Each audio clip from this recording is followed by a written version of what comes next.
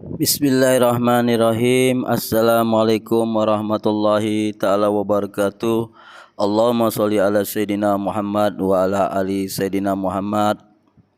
Bab 120.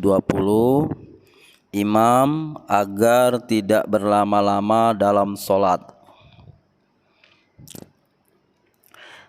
Diriwayatkan oleh Abu Mas'ud Al-Ansari, dia berkata, ada seorang laki-laki datang kepada Rasulullah sambil berkata, sesungguhnya saya benar-benar melaksanakan sholat subuh lama sekali, karena si fulan yang menjadi imam memanjangkan sholat. Kata sahabat memberitahu kepada Rasulullah. Abu Mas'ud berkata, saya belum pernah Nabi Muhammad SAW memberi nasihat dengan marah yang melebihi marahnya pada hari ini, sehingga beliau mengatakan, wahai manusia, sesungguhnya ada di antara kalian orang yang menjadi orang-orang yang menyingkir. Siapapun di antara kalian yang menjadi imam, hendaknya dia tidak memanjangkan sholat, karena sesungguhnya di belakangnya ada orang yang sudah tua, orang yang lemah, dan orang yang mempunyai keperluan. Inilah hadis Nabi besar Muhammad SAW yang dijelaskan kepada umat agar imam harus bijaksana, karena di belakang imam ini banyak orang-orang yang sudah tua atau orang yang sudah lemah. Jadi kalau sudah baca Al-Fatihah jangan terlalu lama. Jangan kita merasa sombong, merasa angkuh, merasa riak, merasa bacaannya bagus, pinter, jelas, fasih untuk menunjukkan kepada imam bahwa kita ini hafiz. Jangan. Ini dilarang oleh Rasulullah untuk para imam-imam kita, baik imam di masjid maupun di mushola, agar tidak memanjangkan bacaannya setelah Al-Fatihah. Karena di belakang kita ini banyak orang tua atau orang yang sudah lemah, atau ada orang yang enggak senang, enggak setuju dengan bacaan yang panjang pada kita. Akhirnya makmum berlari dari kita karena kita terlalu lama membaca ayatnya. Kalau sudah berlari imam, akhirnya mushola masjid jadi sepi. Imam itu ditandai oleh orang juga.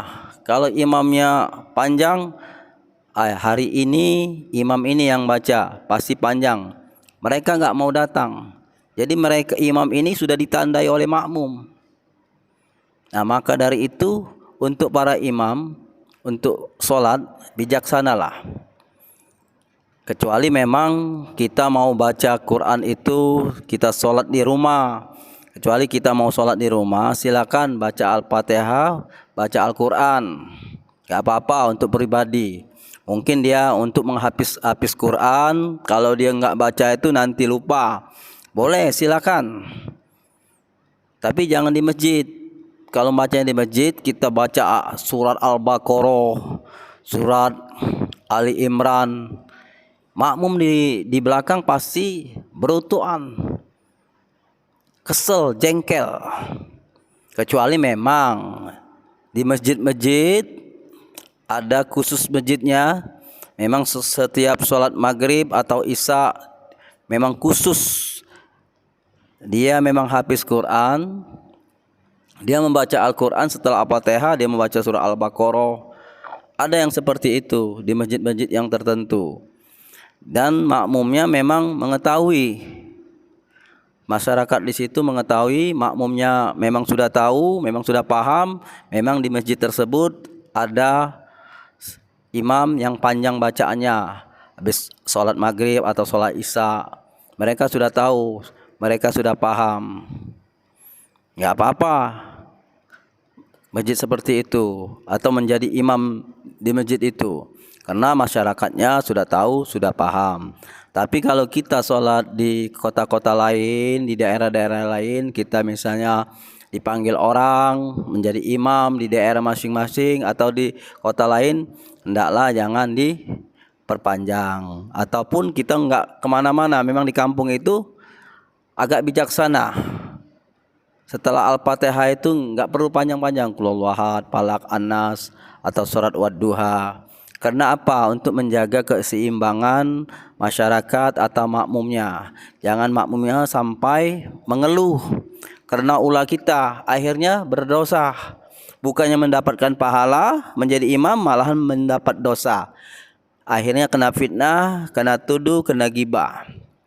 Untuk menjaga dari perbuatan tersebut, ya saya mohon maaf untuk para imam di masjid atau di musola, hendaklah bijaksana setelah membaca Al-Quran. Ini perintah Rasulullah, jangan dipanjang-panjangkan. Assalamualaikum warahmatullahi ta'ala wabarakatuh. Mohon maaf lahir dan batin kalau ada kata salah dan ucapanku. Assalamualaikum.